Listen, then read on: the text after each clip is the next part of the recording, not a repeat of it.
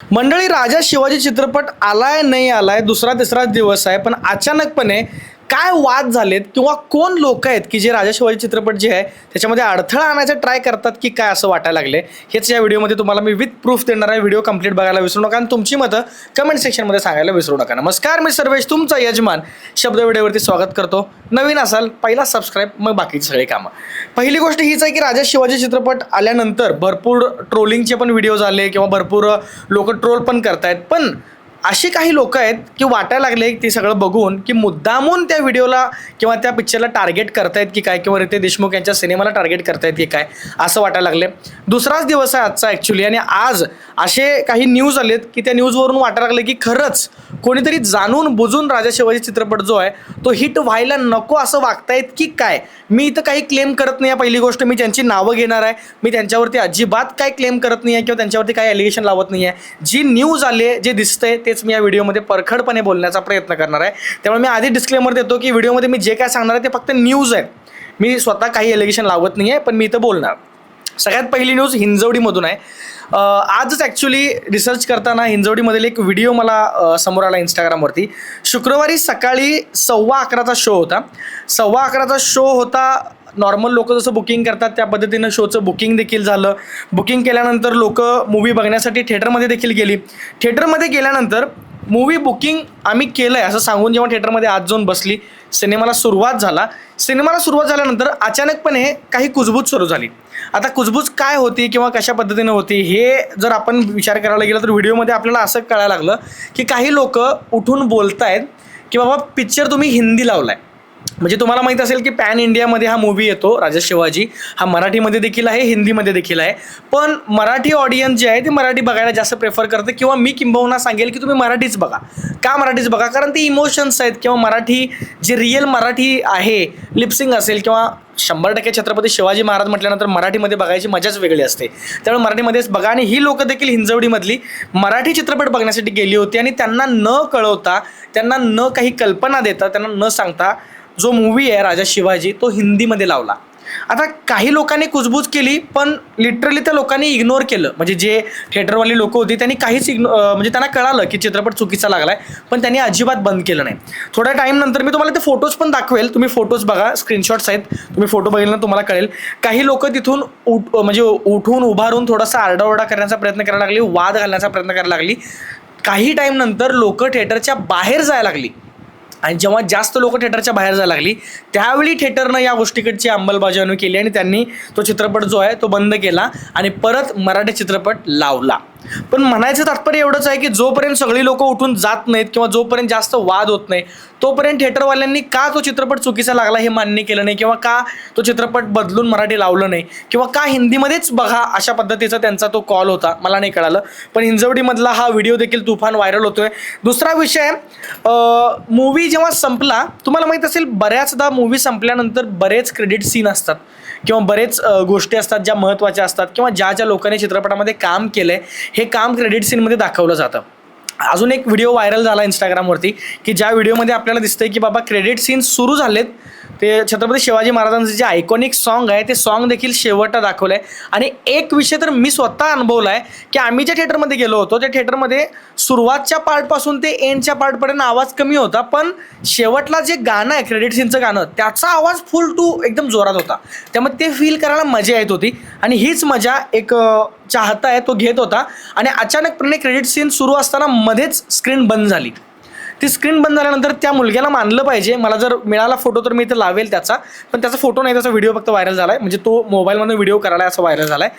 त्यानं literally camera on केला मोबाईलचा आणि सरळ सरळ तिथे वाद घालण्यास सुरुवात केली की तुम्ही चित्रपटचा क्रेडिट सीन मध्येच का कट केला. याच्यावरती मोठा विषय म्हणजे तिथे एक माणूस होता, तो तिथून पळून गेला. जेव्हा त्याच्याकडे कॅमेरा केला त्या मुलग्याने की तुम्ही सांगा दादा की तुम्ही चित्रपट का बंद केला, तर तो तिथून पळून गेला. आणि भरीतभर दुसरा एक ते साईडचा एक माणूस होता, तो आला हिंदीमध्ये बोलत की मुझसे बात करो, क्या है मुझसे बात करो. म्हणजे तो एक ॲटिट्यूडमध्ये आला. ज्यावेळी कॅमेरा समोर धरला त्या मुलग्यानं म्हटलं की बाबा मला क्रेडिट सीन बघायचे होते, तुम्ही क्रेडिट सीन का बंद केला हे मला सांगा. तर त्यावेळी त्यानं म्हटलं की फिरसे लगाऊ क्या, मैं फिरसे मूवी फिरसे लगाऊ क्या. म्हणजे मला एवढंच म्हणायचं आहे की एकतर तुमची चूक आहे, तुमची चूक मान्य न करता तुम्ही त्याच्याबरोबरच आर्ग्युमेंट करलाय की परत लावू काय, सांग परत लावू का, फिरसे लगाऊ क्या, मुझसे बात कर, क्या बात आहे. अरे म्हणजे लिटरली तो जो सिनेमा आहे तो 3 तासाचा सिनेमा जरी असला तरी 7, 8, 10 व्हॉट एव्हर इट इज किती वर्ष असतील ती मेहनत असते आणि जरा जरी मिसमॅच झालं तर ती फिलिंग मॅच होत नाही. त्यामुळे मुलगा देखील तेच म्हटला की तुम्ही आता परत लावाल, पण माझी फिलिंग गेली ना, मला जे बघायचं होतं तुम्ही घालवला मूवी, तुम्ही का घालवला, पण त्याच्यावरती अद्याप काही रिप्लायमध्ये नाही. तिसरी घटना अशी आहे, ही तर घटना म्हणजे तुफान आहे, तर स्क्रीनशॉट मी लावेल, बघा स्क्रीनशॉट. ठाण्यामध्ये देवगन सिनेक्स नाव आहे सिनेमागृहाचं. मी काही क्लेम करत नाही की सिनेमागृहाची चुकी आहे किंवा त्यांच्या मालकाची चुकी आहे, ओनरची चुकी आहे, मला काही माहिती नाही. जे समोर न्यूज आहे, जे समोर व्हिडिओ व्हायरल झाला आहे, मी इथं सांगायचा प्रयत्न करालोय. तर त्या देवगन सिनेएक्समध्ये लोकांनी तिकीट बुक केलं. तिकीट बुक केल्यानंतर लोक गेली. सकाळी 8:15 की 8चा शो होता. लोक थिएटरमध्ये पोहोचतात. थिएटरमध्ये पोहोचल्यानंतर शो लावण्यासाठी म्हणजे बोलतात की बाबा शो कधी सुरू होणार आहे. 7:45 झाले. 8ला 10 मिनिटं कमी असताना लोकांनी विचारलं. 8ला 5 मिनिट कमी असताना लोकांनी विचारलं. 8 वाजले, 8 वाजून गेले तरी देखील सिनेमा सुरू होत नाही आहे. याच्यावर जेव्हा लोकांनी विचारपूस केली तेव्हा त्यांना कळालं की 8चा शो हा राजा शिवाजी चित्रपटाचा शो हा बंद आहे किंवा कॅन्सल झाला आहे. जरा संतप्त नागरिक जे होते तिथले चाहते होते, त्यांनी थोडासा वाद घातला टीमबरोबर त्यांच्या सिनेक्सच्या. तर त्या टीमकडनं असं कळालं की बाबा थर्ड पार्टी जे बुकिंग केलेलं आहे त्यांना कळत नाही की आम्ही कॅन्सल केलं आहे ते. त्यामुळं थर्ड पार्टी म्हणजे ऑनलाईन आपण बुक माय शो वगैरे जे करतो ते थर्ड पार्टी, त्याच्यावरून बुकिंग ज्या लोकांनी केलं आहे त्यांना कळवायला आलं नाही आम्हाला की सिनेमा आम्ही कॅन्सल केला आहे, त्यामुळे प्रॉब्लेम झाला आहे, तुम्ही समजून घ्या.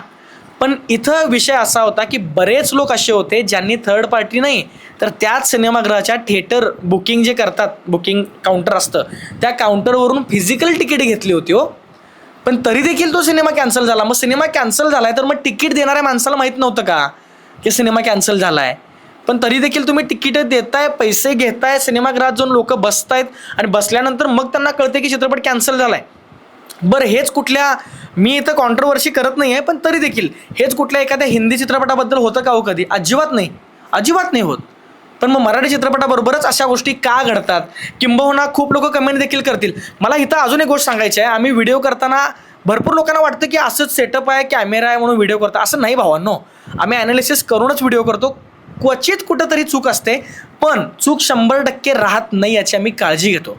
ते जसं की जीवा महाला हे जे कॅरेक्टर आहे आपल्या चित्रपटामध्ये, मी एका व्हिडिओमध्ये मी तुम्हाला आय बटनमध्ये इथे लिंक देईल, तो व्हिडिओ देखील नक्की बघा. त्याच्यामध्ये मी जीवा महाले असं जे उच्चार केला आहे, भरपूर इतिहास संशोधक असल्यासारखं भरपूर लोक कमेंट सेक्शनमध्ये आले आणि म्हणायला लागली अरे याला तर नाव पण माहीत नाही नीट, नाव घ्यायला येत नाही नीट आणि हा व्हिडिओ करायला याच्यावरती विश्वास कसा ठेवायचं. जीवा महाला यांचं नाव जे होतं ते जिवाजी महाले असं देखील आहे. जर तुम्ही चित्रपट बघाल त्या चित्रपटामध्ये देखील जेव्हा सलमान खानची एंट्री दाखवली आहे तेव्हा तिथं जीवा महाले असं लिहिलंय. आधी बघा तुम्ही, मग रिप्लाय करा, कमेंट करा. कमेंट केल्यामुळे आमचाच व्हिडिओ जास्त चालतो, पण तुम्हाला सांगतोय की समोर बसून काही पण बोलतोय याच्यातला भाग नसतोय. जिवाजी महाल, तुम्ही जो चित्रपट बघताय ना राजा शिवाजी, या चित्रपटामध्ये देखील जेव्हा सलमान खानची एंट्री दाखवली, प्रत्येक कॅरेक्टरची नावं जेव्हा दाखवतात या साईडला आणि या साईडला, तिथे देखील जीवा महालेच लिहिले.